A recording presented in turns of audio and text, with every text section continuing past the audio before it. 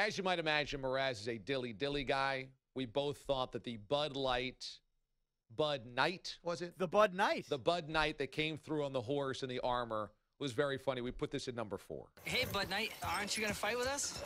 Oh, a buddy of mine is having this 30th birthday thing. Oh, yeah, well, that's understandable. Hey, if you survive, come by. Probably won't happen, but, Yeah, that's true. Pretty good.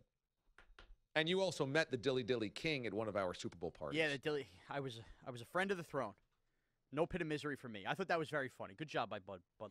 Number 3, you bumped this higher than most people had it. I think it's higher than I would have had it, but as a team vote, we put this at number 3. This is Cure. I believe they're an auto insurance company, yes. Cure Auto Insurance taking a not-so-subtle shot at the prince of the NFL. But if you cheat at football, you can sleep with a supermodel. Just saying. You like that because it took a dig at Brady. Oh, I laughed. I held the belly. The belly got held for a the laugh. belly. I held the belly. The belly had to be held. Maybe Is that laugh. right? That is correct. Correct. Did you hold the Buddha belly with 2 hands or just the one hand? Just one. The other hand, I'm sure, had some sort of taquito in it. Number 2, Mraz and I are on the same page here. The Eli Manning, Odell Beckham Jr. Dirty Dancing spoof is everybody's favorite commercial.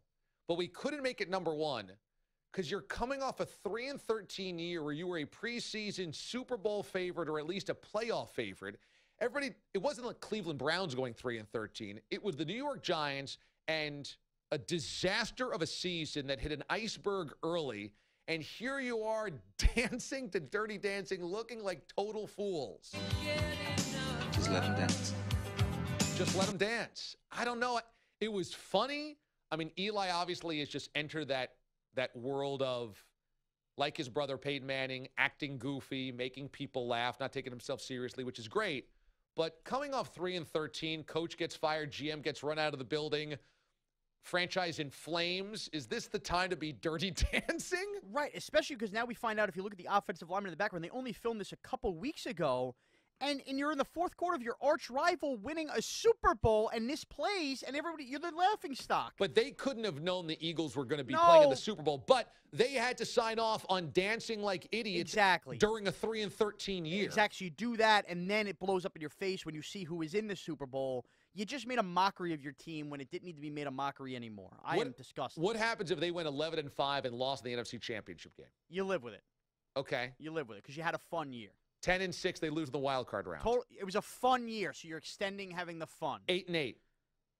I start to have a problem. I begin to have an issue. 5-11. I have a real issue with it. 3-13. Everybody cut them all. Whose fault is that? And finally, the number 1 commercial in our estimation was Peter Dinklage from Game of Thrones rapping to Busta Rhymes, and then Morgan Freeman rapping to Missy Elliott. See that we really wanna pop me. Just know that you will never flop me. Hush your mouth. I told y'all mother, y'all can't stop me now. Who'd you like better? Did you like Peter Dinklage doing the Doritos, or did you like Morgan Freeman doing the Mountain Dew? I'm a sucker for anything Morgan Freeman, so I'll go Morgan Freeman with the Mountain Dew. I thought they were both great. Bogish. I liked when Dinklage shook his shoulders a little bit. Like, that was so swaggy. I loved it.